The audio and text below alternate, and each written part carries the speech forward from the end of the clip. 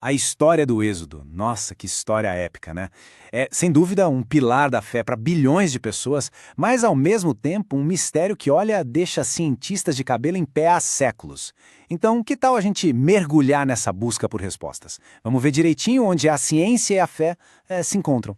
E essa passagem da Bíblia, ela descreve talvez um dos momentos mais dramáticos da história. A abertura do mar, sabe? É uma imagem, nossa, poderosíssima, que praticamente define toda essa narrativa.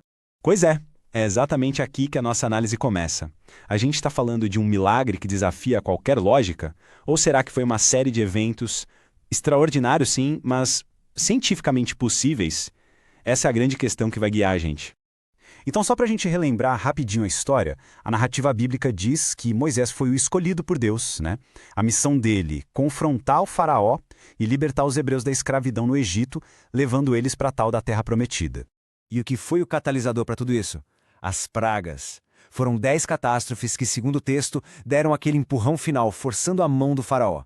E aí começou uma das maiores jornadas de migração de que se tem notícia. Beleza.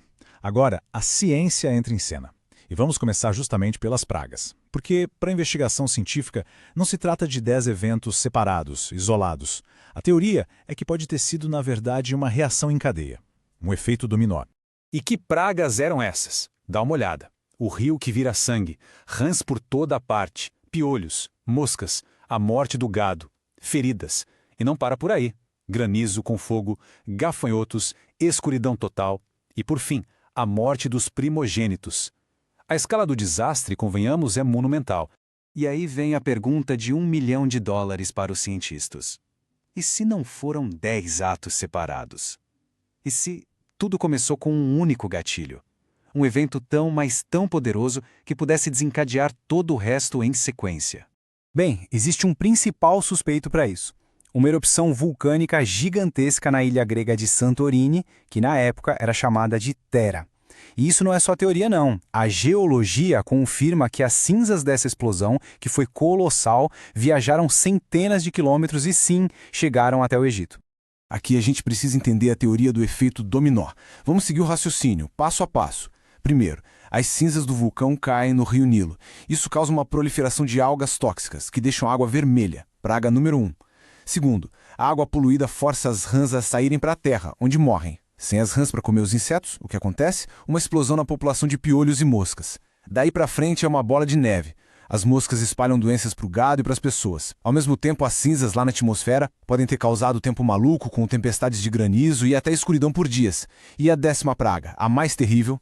Bem, com as colheitas destruídas, os grãos que sobraram guardados em lugares úmidos poderiam desenvolver toxinas. E quem comia primeiro em maior quantidade por tradição? Os filhos primogênitos. É uma teoria impressionante, né?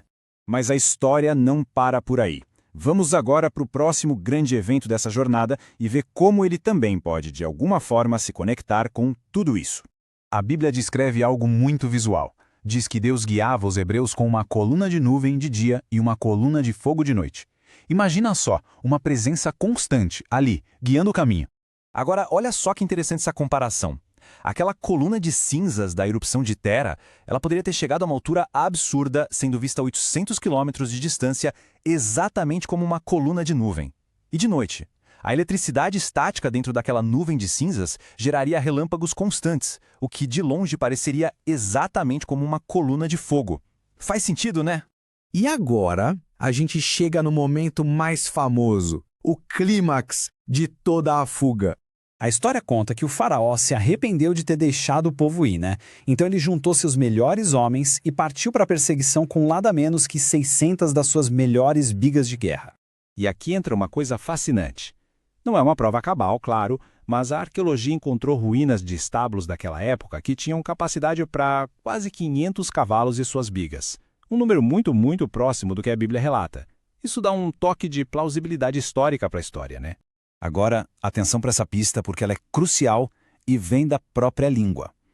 A gente fala Mar Vermelho, mas isso pode ser um erro de tradução.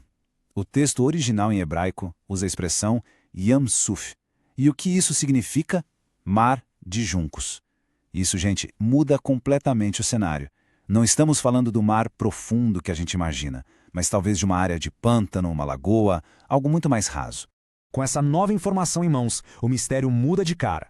A pergunta não é mais como dividir um oceano, mas sim como criar uma passagem seca no meio de um pântano ou de uma lagoa. E para isso, existem duas teorias científicas bem fortes. A primeira se chama Wind Set Down, ou recuo pelo vento. Pensa assim, um vento leste fortíssimo soprando sem parar por horas, como aliás a Bíblia menciona. Poderia literalmente empurrar a água de uma lagoa rasa, deixando o leito seco por um tempo. A segunda teoria? Adivinha? Volta lá para o vulcão de Tera.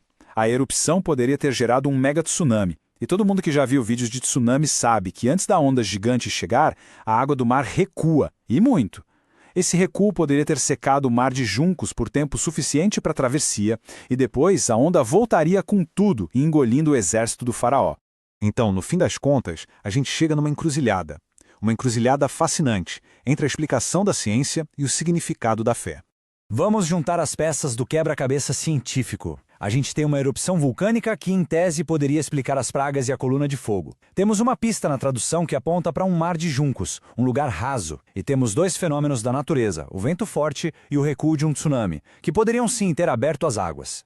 Isso nos leva à reflexão final. Será que uma explicação natural para esses eventos diminui o significado de tudo? Ou será que, para quem tem fé, o milagre está justamente no timing, na coincidência perfeita de todos esses eventos naturais acontecendo na hora exata? A resposta, talvez, fique exatamente nesse ponto, onde o que a gente pode explicar encontra aquilo que continua a nos inspirar.